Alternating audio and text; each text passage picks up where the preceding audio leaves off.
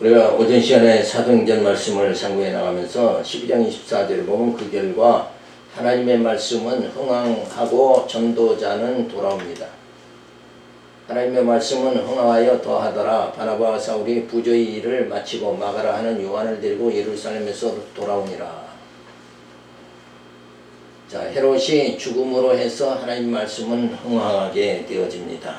그러니까 앞에서의 내용이 바로 헤롯이 누구를 죽였어요? 칼로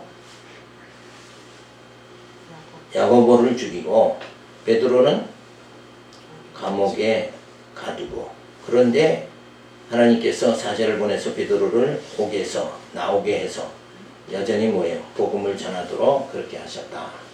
그렇게 되어지니까 이제 복음이 흥황하게, 하나님 말씀이 흥황하게 되죠. 그래서 부자는 바나바와 사울이 예루살렘 교회를 돕고 돌아오게 됩니다. 그러니까 이방 교회들이 연보를 해서 핍박 속에 어려움 당하는 예루살렘 교회를 돕는 역사가 주어지게 되어집니다. 그래서 하나님께서 역사를 섭리하시니 교회는 더욱 굳게 세워지게 되어집니다. 자, 예수님 오시기 전에 1010년에 다윗을 통해서 의인은 레바논의 백향목같이 성장하리로다. 이는 여호와의 집에 심겼으며 우리 하나님의 뜻 안에서 번성하리로다.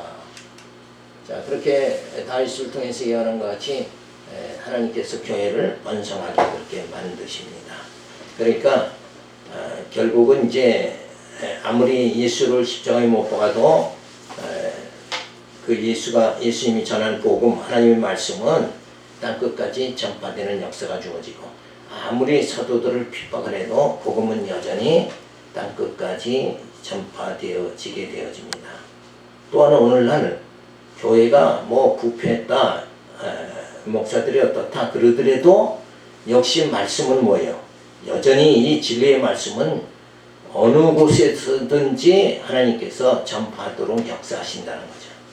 그래서 구약에도 하나님은 그렇게 엄청난 환란이 주어져도 하나님께서 북쪽 이스라엘을 망하게 하고 남쪽을 바빌론의 포로가 되게 하고, 그렇게 다 포로로 잡혀가서 이방 나라에서 나그네 생활하더라도 결국은 뭐예요?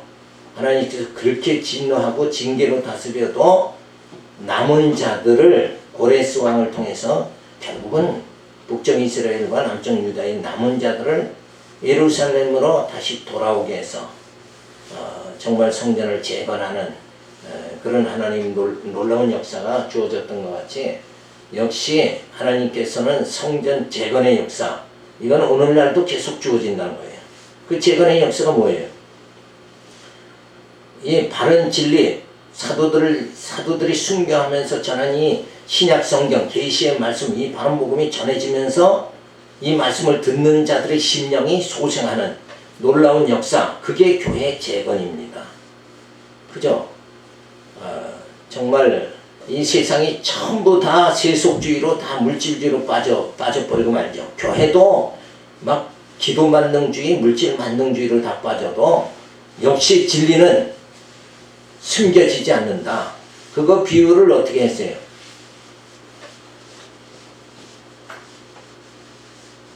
등불을 켜서 말 아래 두지 않고 등경 위에 든다. 그죠?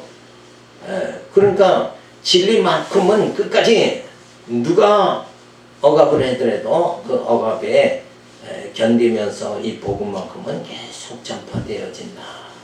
그래서 많은 교회들이, 또 많은 사람들이 세속주의로 빠진다고 할지라도 진리만큼은, 이건 남은 자를 구원하시는 하나님의 역사 섭리대로 진리는 계속 전파되어지게 되죠. 그래서 이방 교회가 오히려 예루살렘 교회를 연보해가지고 합력하여 선을 이루는 놀라운 역사가 주어짐으로 인해서 하나님의 말씀은 뭐예요? 흥황해지게 되어진다는 거죠. 그 결과 하나님 말씀은 흥황하고 전도자는 돌아오게 되어집니다. 그러니까 예루살렘에서 연보해주고 다시 아시아 교회로 바울이 다시 되돌아오게 되어집니다. 자, 그래서 헤롯은 죽고 하나님 말씀은 핍박 가운데서도 흥황하게 되어집니다. 지도자들은 부조를 마치고 지도자인 바나바와 사울이 교회로 돌아오게 되어집니다. 물론 여기서 교회는 이방인 교회죠. 이방인의 사도가 바로 바울과 바나바니까 다시 이방인 교회로 돌아오는 역사가 주어지죠. 그래서 역사를 주관하시는 하나님께서 교회가 말씀으로 굳게 세워지도록 그렇게 섭리를 해나가십니다. 그러니까 오늘날 하나님의 집으로 지어져가는 언약 백성들의 심령, 성전 이걸 건축을 말씀으로 계속 부단하게 지금 해나가면서 결국 그러한 결과의 역사가 뭘로 나타나요? 역사는 교회가 세워지는 이 역사, 이 놀라운 역사는 겉사람은 후패하나 속사람은 날로 새로워지는 이 역사가 나타나게 되어져요. 참 놀라운 역사죠. 그러니까 많은 사람들이 물질과 질병과 또 죽음 여기에 공포감 속에 살아갈 수밖에 없을 때 우리는 진리의 말씀으로 깨달아서 어때요? 하늘의 소망, 신령한 나라에 대한 소망을 가지고 부활의 소망을 가지고 담대하게 우리는 전진해 나가게 되어진다는 겁니다. 이게 바로 신앙인 거죠. 근데 우리가 그래서 사도 바울은 내가 표대를 향해서 달려간다. 다른 박질을 한다 그랬잖아요. 그 부활의 표대를 향해서 우리가 지금은 이런 썩어질 몸이 있지만 썩지 아니할 몸을 입는 그날을 향해서 우리는 다른 박질을 한다. 자, 이게 신앙이죠. 이 방향이 이쪽 방향이 신앙이다 이거예요. 그런데 어떤 교회들은 어때요? 아직도 복받아라 이렇게 해서 세상 쪽으로 자꾸 향하도록 만드는 거. 기독교는 세상을 향해서 나가는 게 아니라 신령한 나라를 향해서 부활의 표들을 향해서 다른 박질하는 신앙, 이 신앙이 주어져야 된다는 거예요. 그러니까 우리가 말씀을 바로 깨달으면 이 방향 자체가 잘 정해지게 되어진다. 그래서 아직까지도 육신적인 축복과 이런 세상적인 축복 여기에 매달려서 산다 그러면 그러다가 육신은 어차피 나이 많으면 늙고 쇠하고 죽는 거 아닙니까? 그럼 그 육신과 같이 맞춰지는 존재가 아니라 우리 육신은 흙으로 돌아가도 우리 영은 뭐예요? 아버지께로 가는 이 놀라운 역사가 바로 기독교요. 이게 바로 신앙의 힘이라는 겁니다. 이 방향 감각을 우리가 정확하게 가지고 있지 않으면 세상 사람이나 다를 바가 뭐가 있느냐 이게. 그냥 똑같이 돼버리고 마는 거예요. 똑같을 바에야 우리가 예수 믿을 필요가 없는 거죠. 다 그렇게 세속주의를 빠진다 그러면 예수의 십자가를 헛되게 하는 거다. 사도 바울은 강력하게 말해주고 있는 거예요. 그런 삶을 육신의 축복받는 복받는 그쪽으로 나가게 된다 그러면 예수 십자가를 헛되게 하는 거다.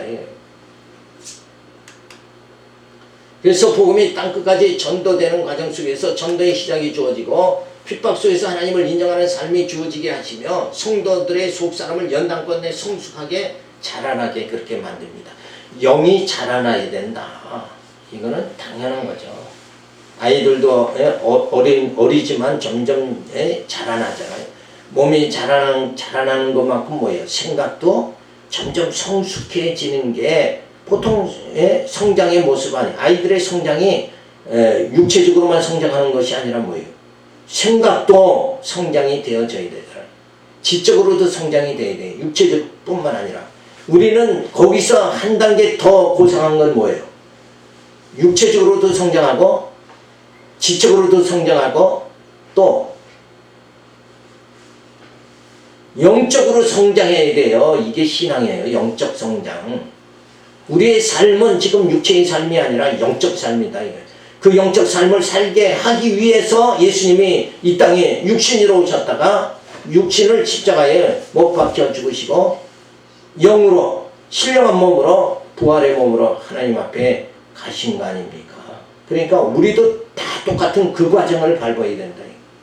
육은 쇠하여져야 되는데 복받기를 계속 육적인 복받기를 계속 바란다는 것은 성경에 전혀 위배되는 사상이다.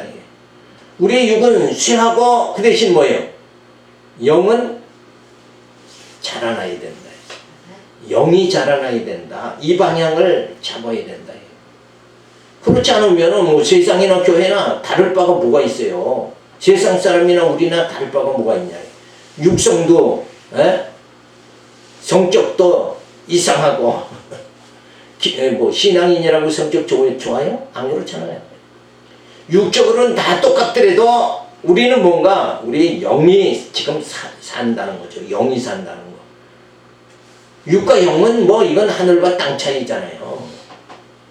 그러니까 세상 사람과 우리가 육성이 똑같다고 할지라도 때로 혈기내고 때로 욕심부리고 그럴지라도 거기에 우리에게는 하나님이 주신 이 특별한 영적 삶을 살아가게 만들어 주셨다는데 그게 바로 뭐예요? 세상과 구별된 백성이요.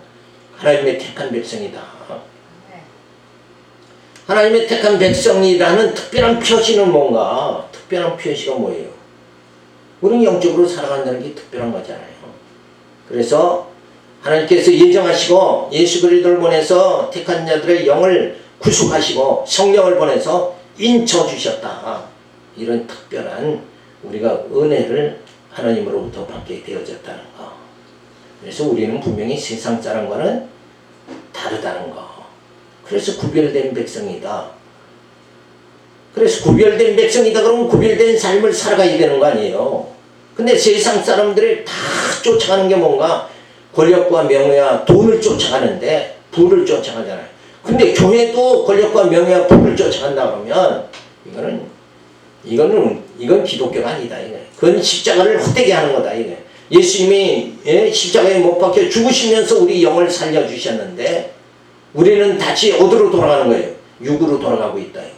우리의 신앙은 복음 신앙이어야 되는데 율법 신앙으로 다시 되돌아가고 있다. 이거는 가장 어리석은 자들입니다. 자, 그래서 복음이 계속 생명의 복음이 전파되면서 이방 아시아 교회와 예루살렘 교회가 연합하는 놀라운 역사까지 주어진 거죠. 근데 그것도 예루살렘 교회가 원래 신앙의 원조잖아요, 원조. 그러니까 너희들은 우리가 원조다. 그러면서 예루살렘 성도들이 아시아 교회, 이방 교회를 무시할 수도 있잖아요. 근데 이거 뭐 도리어 아시아 교회가 연모해서 예루살렘 교회를 돕는 역사가 이렇게 주어져서 서로 영적으로 말해요. 복음이 하나니까 돕는 역사가 주어졌다는 거예요. 복음이 다르면 도와줄 수가 없는 거 아니에요? 누가 돕습니까? 안 돕지. 그래서 영적으로 하나 되는 놀라운 역사가 핍박 속에 환난 속에 주어졌다는 거 우리가 그 놀라운 장면을 지금 살펴본 거죠. 자, 그러면서 아시아 지역 전도가 계속 되어지면서 부르스의 전도가 주어집니다.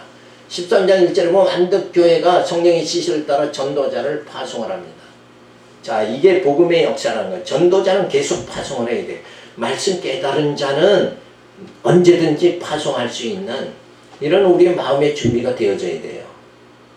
근데 오늘날 교회들을 보면 그냥 우리 교회 더 크게 또 허물고 또 짓고 또 허물고 짓고 이러면서 자기 교회 울타리를 벗어나지 못한다.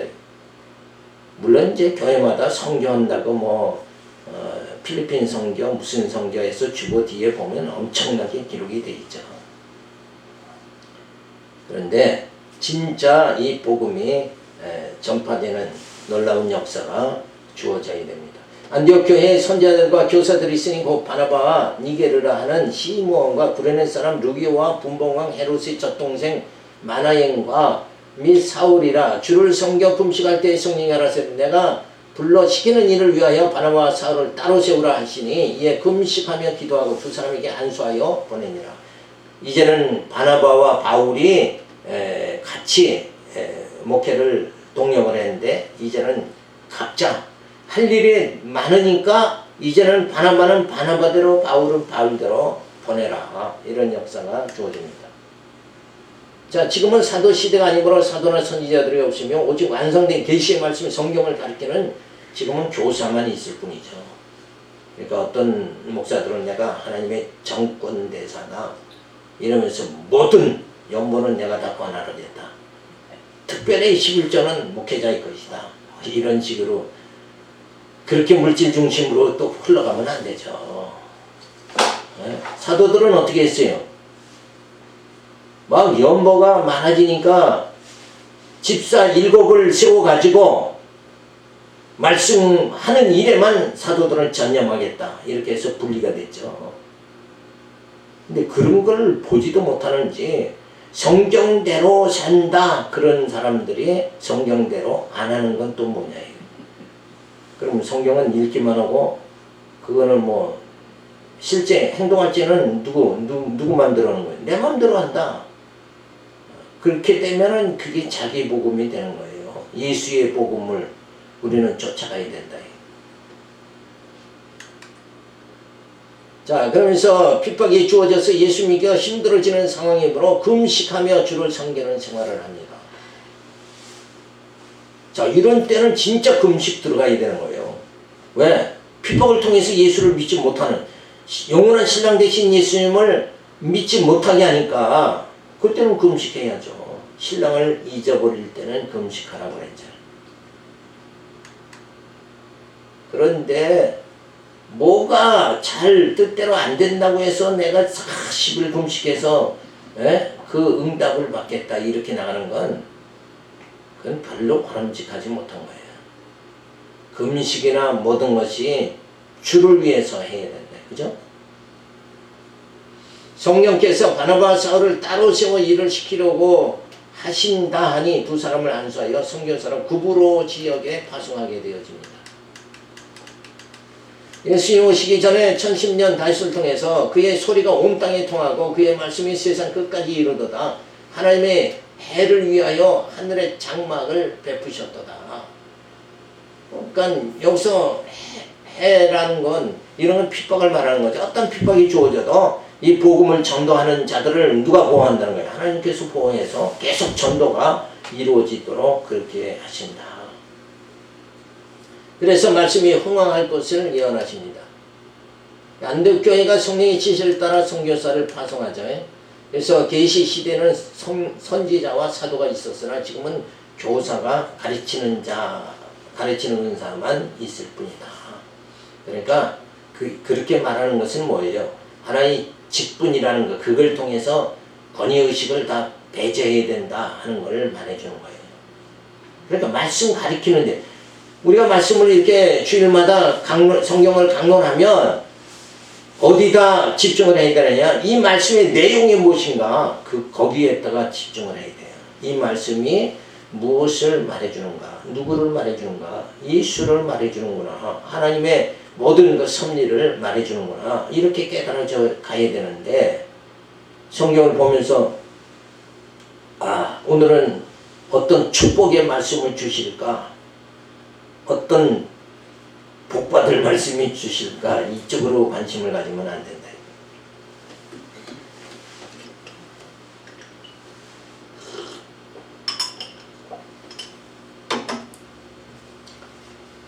자, 이 말씀을 우리가 상고할 때는 이 말씀을 통해서 하나님이 어떻게 일하시는가, 어떤 섭리를 베푸시는가, 하나님의 깊으신 뜻이 무엇인가, 그거를 살펴보는데 성경에 보는 중심을 가져야 되는 거죠.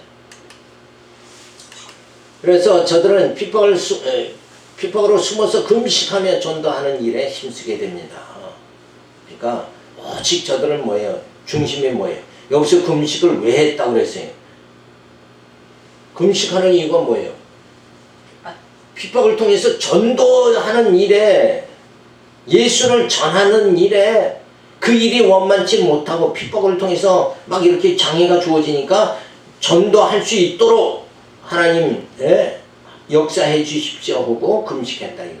그러니까 금식의 목적이 어떤 자기 개인의 복을 위해서가 아니라 전도를 위해서, 주를 위해서, 진리를 위해서 금식을 했다. 자, 그렇게 금식은 해야 된다.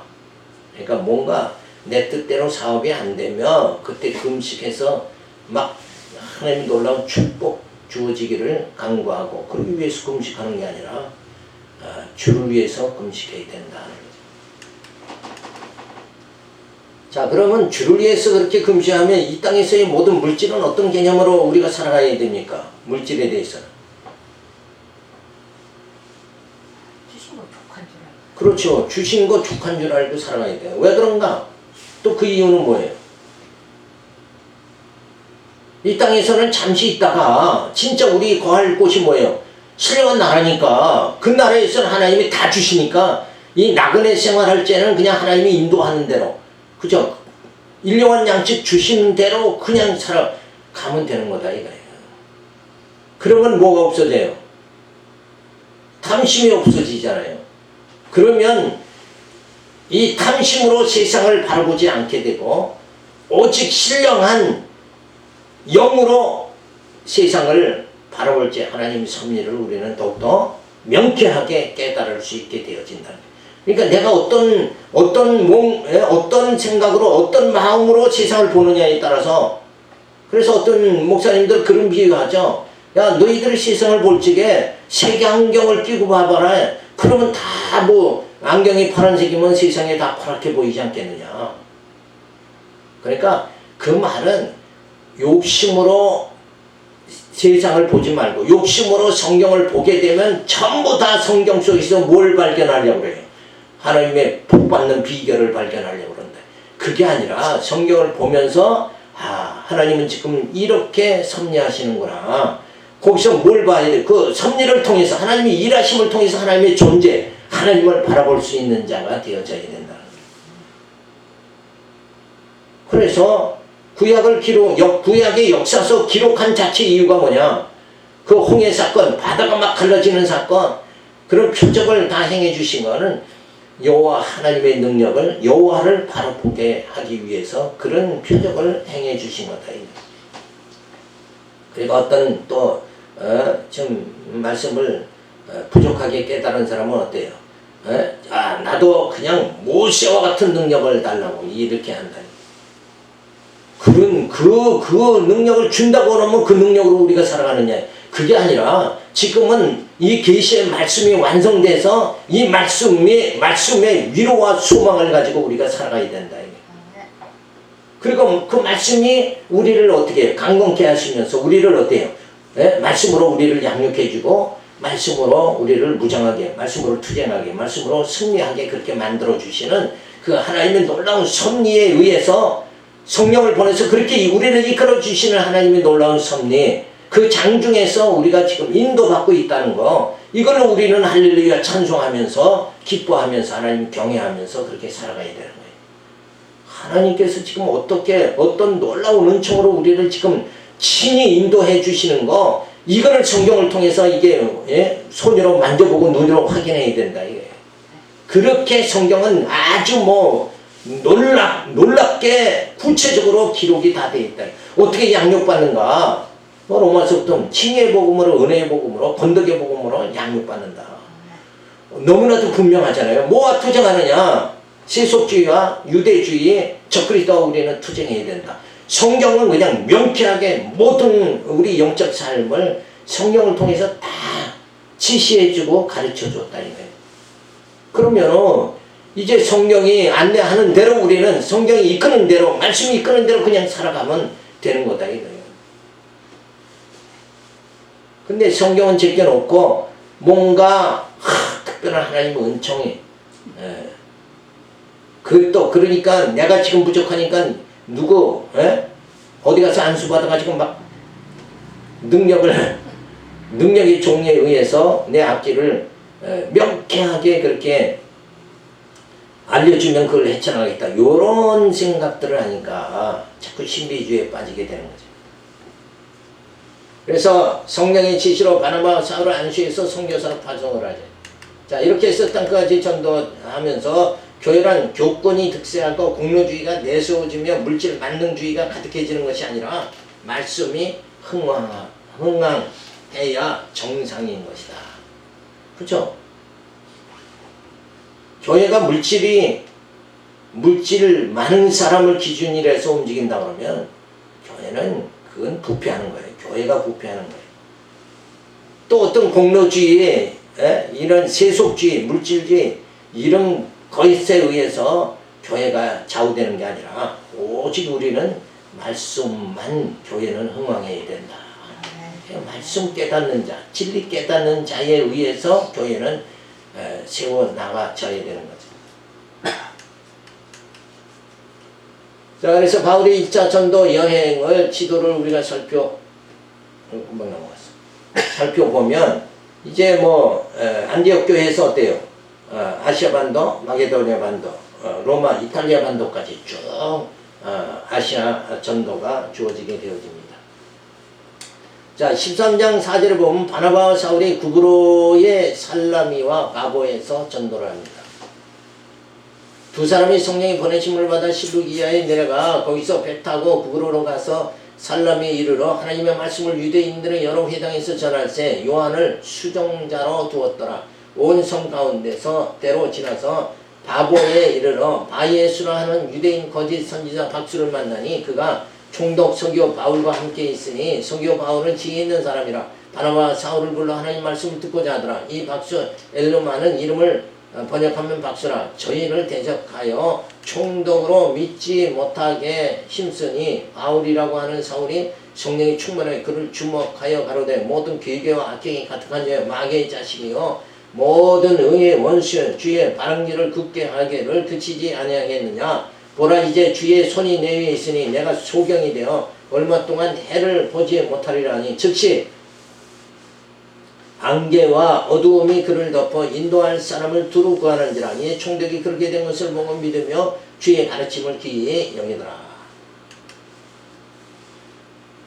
자, 거짓 선지자 바예수라는 박수가 총독을 유혹하여 예수를 믿지 못하게 하죠. 그때에 바울이 어떻게 합니까? 저주하자 바예수가 소경이 되는 역사. 또 이런 장면에서도 나도 바울과 같이 막 기도하면 말 한마디에 막 저 사람이 소경이 되게 해. 그런 능력을 내게 주세요. 이렇게 또 빠져나가면 잘못 빠지는 거예요. 여기서의 핵심이 뭐예요? 복음을 말씀을 방해하는 자, 그죠? 이런 자들을 하나님께서 이 표적을 통해서 바울을 통해서 그를 갖다가 소경이 되게 하는 거다. 그러니까 의도가 뭔가를 생각을 해야 돼요. 이런 능력을 주면은 자기는 뭐해요? 세상에서 이름 유명해지기 바라고 그런 사사로운 것에 다 쓸 거 아니냐 이래요. 바울의 이 표적은 다 복음을 위해서 주를 위해서 이렇게 사용이 되어졌다는 거. 그러니까 사사로운 생각을 우리는 다 버려야 돼요. 자, 이스요시아는 1447년에 모세를 통해서 예언하기를 모세가 눈의 아들 여호수아에게 안수하였으므로 그에게 지혜의 영이 충만하니 여호수아의 말을 순종하였더라. 여호수아에게 안수하여 일하게 그렇게 만듭니다. 지금 바나바와 바울을 안수해서 파송해서 선교사를 파송해서 일을 하도록 하는 거죠. 그래서 구약에서도 이렇게 여호수아를 안수해서 파송함으로 백성들을 순종하도록. 그래서 하나님의 결국은 뭐예요? 여호수아에게 순종하며 사는 게 아니라 결국은 여호수아를 통해서 뭐예요? 하나님께 순종하며 살아가는 자로 그렇게 인도하시는 거죠. 바나바와 사울이 구브로의 살라미와 바보에서 전도합니다. 바예수라는 사람이 나타나죠. 거짓 선지자 바예수가 총독이 예수를 못 믿게 그렇게 힘쓰게 되어지죠. 그때 바울이 책망하며 저주하니까 즉석에서 소경이 되는 그런 역사가 주어집니다. 그러니까 다 이 복음을 위해서 하나님께서 말씀이 땅끝까지 전파되도록 하기 위해서 사울에게 능력을 줘가지고 표적을 행하도록 이렇게 하셨다. 그런데 지금은 뭐예요? 그런 표적이 필요 없게 된 것은 이미 계시의 말씀이 완성이 되고 이 복음이 온 세계에 전파가 되어졌죠. 그래서 우리는 그 전해진 이 말씀을 통해서 우리는 올바른 복음 신앙으로 살아가도록 이렇게 하는데 힘을 써야 됩니다. 총독이 소경이 되는 것을 보고 믿으며 주의 가르침을 받게 되어집니다. 그러니까 표적 자체도 결국은 뭐예요? 총덕이 믿게 하는데 사용되기 위해서 표적을 행했다. 그러니까 이 표적을 통해서 바울이 유명해지고 바울이 높아지는 것이 아니라 복음이 전해지도록 하는데 방편으로 사용이 되어졌다는 거. 이런 데 우리가 초점을 가져야 됩니다. 그래서 이렇게 하면서 땅끝까지 전도가 아시아 지역 전도가 이루어지면서 사울이 저주하니 박수가 소경이 된 것을 보고 나도 그런 능력을 받겠다 하지만 지금은 사도권이 없다는 걸 우리가 다시 한번 확인을 해야 됩니다. 그러니까 성경을 보고 성경에 나타난 모든 사건들을 하나님 내게 주셔서 내가 막 유명해지게 당당하게 막 능력 베풀면서 막 힘껏 막 주를 위해서 살겠습니다. 근데 사실은 뭐예요? 자기를 위해서 사는 거죠. 그러니까 하나의 이런 모든 역사는 복음의 역사를 이루시는 하나님, 땅끝까지 복음의 역사를 이루시기 위해서 사도 바울에게 뭐가 줘요? 표적, 능력을 하나님 주셨다. 자, 그런데 이제는 우리가 이 복음 계시의 말씀대로 믿고 살아가도록 개인적인 능력을 하나님이 그렇게 안 주시고 그런 역사가 지금 뭐 어떤 지도자가 막 나타나가지고 뭘 안 한다 할지라도 그렇게 할 필요 자체가 없게 되어진 거예요. 왜 그런가요? 성령이 오셔서 우리를 말씀으로 친히 인도해 주시니까 뭐 사도 바울이 표적 행하는 거, 베드로가 표적 행하는 거 이런 거 다 필요 없는 거예요. 그냥 성령이 우리를 친히 인도해 주신다. 이 더 확실한, 더 분명한 하나님께서 우리를 하나님의 영, 성령을 보내서 우리를 친히 인도해 주신다. 그러니까 어떤 신천신지의 누구예요 그 사람? 그 사람이 나타나서 막 왕관 쓰고 다니고 말이에요. 가마 타고 다니고 그게 촌스럽게 그런 사람을 또 막 추종하고 따를 그거 참 우스운 거다 이래. 그게 아니라 사람에 의해서 지금은 그렇게 한 게 아니라 사역자를 통해서 말씀을 전해 받으면서 그 말씀이 어때요? 성령을 통해서 우리 안에서 역사하면서 우리를 이끌어 나가신다. 그러니까 친히 인도하시는 이는 지금 누구냐? 성령은 하나님이죠. 그러니까 하나님이 친히 우리를 인도해 주신다. 그러니까 사람 오지 하지 말고 말씀 붙잡고 신령한 나라, 그 나라 소망하면서 다른 박자 하시기 바라면서 이 말씀 드렸습니다. 기도합니다. 할렐루야. 성경은